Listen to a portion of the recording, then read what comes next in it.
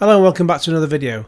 Now I don't generally do movie reviews anymore, but figured I'd do one for If because it's not out yet, and I got to see it at a preview during the weekend.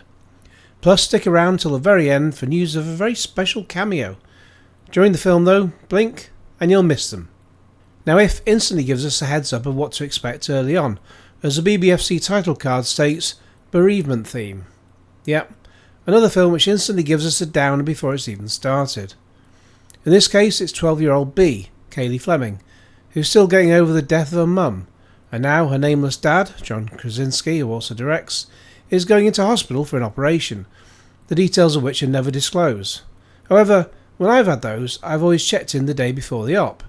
Yet, Dad seems to be sitting around in his expensive room for days on end, before anything actually happens. Why? B also brings him flowers, regularly, clearly forgetting that A, he's a straight man, and B, flowers haven't been allowed in hospitals for years, partly because flower water can contain dangerous bacteria, but also more practical reasons such as spillages, broken glass and pollen. She also finds an old camcorder, so he can watch footage of happier family times while he's still waiting, yet she doesn't think to charge it first, or even check that it's working.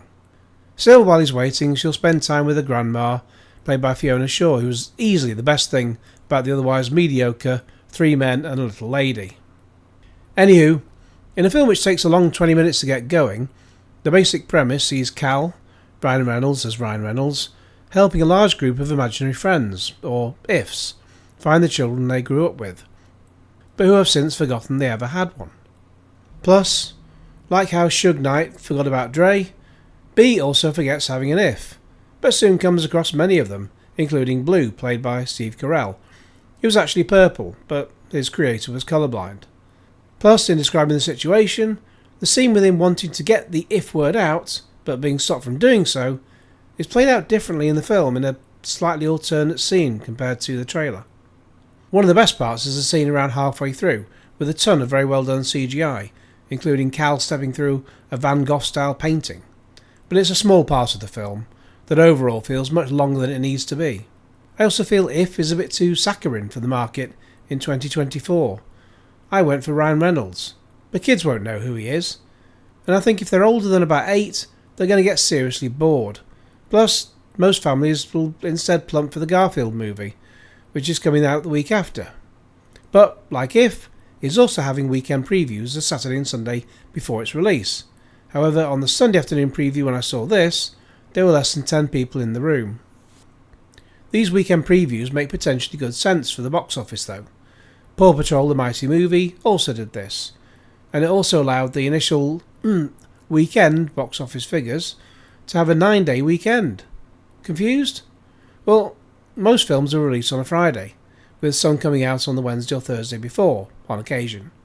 However, for its first weekend, it's actually allowed to release on the Saturday before the weekend in order to try and boost that. For kids films though, it's only really worth concentrating on the Saturday and Sunday for the previews, and the only film that springs to mind for trying to take advantage of those extra days is 2014's Transformers Age of Extinction, released on July 5th, 2014. There's also a very brief post-credits moment, as you'll discover in the video which I've also got online here, which is a short video. However, in terms of who the guest cameo is, it's Brad Pitt. He plays an invisible imaginary friend called Keith, and is credited as introducing Brad Pitt as Keith, clearly a nod back to Deadpool 2, when he played the invisible Vanisher. Thanks for watching and let me know if you'd like more movie reviews, although I am trying to do more gameplay at present. But in the meantime, please like this video, share it with your friends, subscribe if you haven't already, click on the bell for all notifications, and cue Genesis.